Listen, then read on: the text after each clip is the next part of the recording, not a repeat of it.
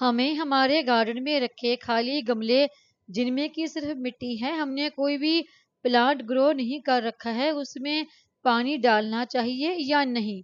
अगर डालना चाहिए तो क्यों डालना चाहिए? आज की हमारी वीडियो इसी के बारे में होने वाली है।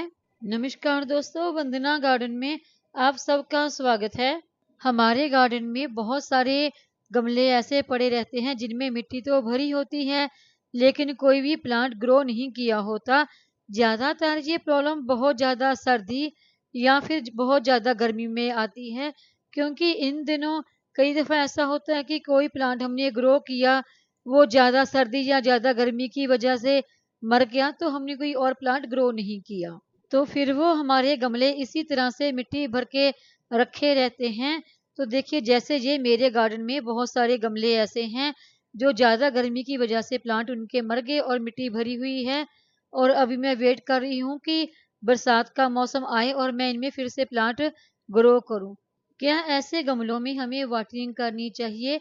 जी हाँ, बिल्कुल करनी चाहिए। इसका कारण ये है कि हम जिस भी गमले, ड्रम, ग्रो बैग या फिर ज़मीन पर कोई ना कोई प्लांट ग्रो करते हैं, और जब हमने उसमें कोई भी प्लांट ग्रो नहीं किया, तो हम उसमें वाटरिंग करना बिल्कुल छोड़ देते हैं। तो इसका रिजल्ट ये निकलता है कि वो मिट्टी हमारी बिल्कुल भी फर्टाइल नहीं रहती, यानी कि वो मिट्टी हमारी बिल्कुल भी उपजाऊ नहीं रहती, बिल्कुल बंजर बन जाती है, बिल्कुल बेकार सी हमारी मिट्टी हो जाती है। बहुत लंबा टाइम तक हम उसमें वाटरिंग नहीं करेंगे, लगातार ड्राई रहने की वजह से मिट्टी बिल्कुल बेकार सी हो जाती है। लेकिन हम ज़्यादातर यही करते हैं कि हमारे गार्डन में जो भी गमले इस तरह खाली पड़े होते हैं जिनमें कोई भी प्लांट नहीं लगा होता, तो हम उनमें वाटरिंग नहीं करते। जैसे आप देख रहे हैं, मेरे गार्डन में बहुत सारे गमले ऐसे हैं जो खाली पड़े हैं। इनमें लगे प्लांट या तो मर गए हैं, या इनमें मैंने कुछ सीड ग्रो किए थे और कुछ कटिंग ग्रो की थी।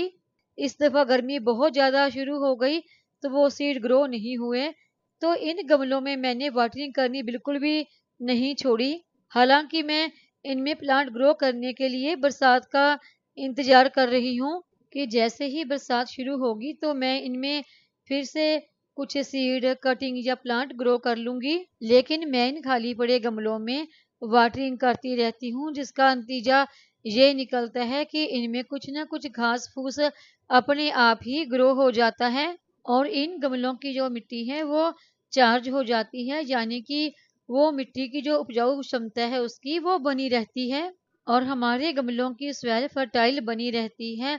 और लगातार पानी देते रहने से मिट्टी के अंदर केंचुए बने रहते हैं, इससे गुड बैक्टीरिया जो है वो मिट्टी में पनपते हैं।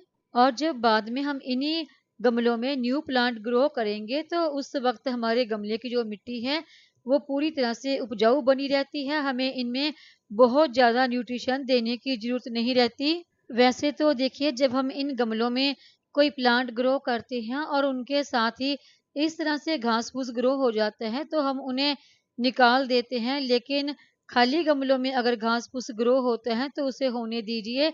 जब आप इनमें कोई ना कोई प्लांट ग्रो करेंगे, तो इन्हीं घास-फूस को निकाल कर इन्हीं गमलों में दोबारा दबा दें मिट्टी में, तो फिर उसके बाद आप उसमें न्यू प्लांट ग्रो कर सकते हैं। इससे आपके गमले की जो मिट्टी है वो भी बढ़िया उपजाऊ बनी रहती है, और आपको न्यू प्लांट ग्रो करने के लिए एक बहुत ही बढ़िया फर्टाइल सॉइल मिल जाती है। तो इस तरह से आप जितने भी आपके गार्डन में खाली गमले हैं तो उनमें वाटरिंग ज़रूर करें, ताकि उनकी जो मिट्टी है वो चार्ज होती रहे। उम्मीद है आपको मेरी ये आज की वीडियो पसंद आई होगी। वीडियो पसंद आई हो तो वीडियो को लाइक, सब्सक्राइब, शेयर और कमेंट ज़रूर करें। बेल आइकॉन को दबाएं ताकि मेरी आने वाली हर नई वीडियो का नोटिफिकेशन आपको मिलता रहे।